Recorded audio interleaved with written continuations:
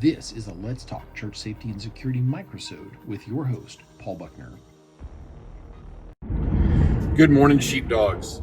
When you just aren't feeling it. So, last couple of days, 3 hours a day of driving, which is fine. Huge amount of mental process, lots of thinking, planning, strategizing, putting tape marks on floors, marking things out for where interviews are going to happen. I got to break through a barrier and check some boxes I've always wanted to do.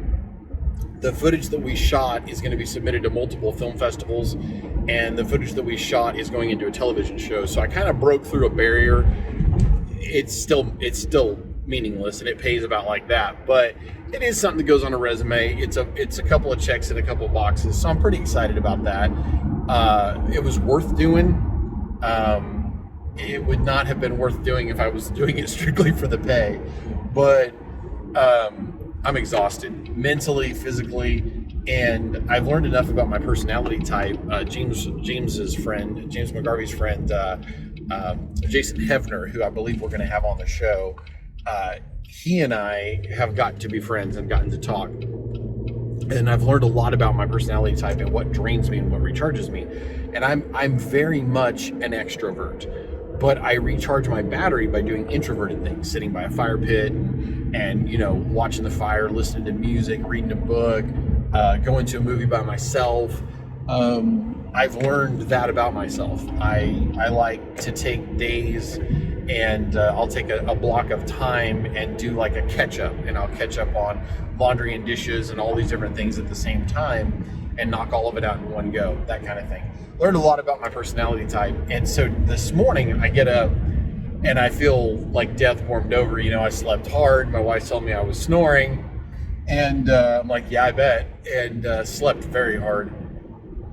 Long days last couple of days, and I don't know about you, there's some things you do, like I could drive all day and that's not too bad, or I could think all day on a project and that's not too bad, or I could do something physical all day and that's not too bad, but doing all of it days in a row really drains me. And some of the folks I was working with were stressing out over things, and so I was like trying to cheer them up and kind of bolster the situation. And a lot of times when you do interviews, you've got to keep people comfortable. People feel very uncomfortable, nervous, they're afraid or something, and so you've got to, they don't want to say something wrong, and they feel like the interview they're doing is one continuous piece of footage, which it is, but it's going to be diced up, into little bitty chunks and put into the final product. So if they and it's just, there's a lot of moving parts. And of course, no matter what you do with that kind of thing, there's going to be stuff that doesn't make the cut. You're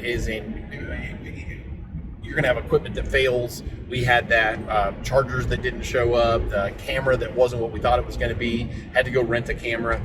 And so you're doing stuff long distance for a client that, I've met the guy, I think once, like a year and a half ago. So a lot of different things, a lot of moving parts. And I find myself this morning very exhausted. So maybe you felt this way after a VBS, or just your work week. Maybe your work week was intense. And so it's mornings like this that I get up and I am just not feeling it. And so what I have learned about myself is I need to recharge in worship. That's one of the places I recharge and just throw myself into worship. I get more out of worship when I put more into worship, put my heart and soul into it. So here I am. I'm on my way to church. I'm going to crank up some worship music and kind of rock out with the Lord before church. I've got a guy I've been witnessing to. He's getting closer and closer to God. He wants to do lunch today, so keep that in your prayers if you would, please. And then I just know that I'm going to come home after he and I visit, whatever window of time I've got before we do our broadcast tonight. I'm going to try to catch a church safety guy safety nap.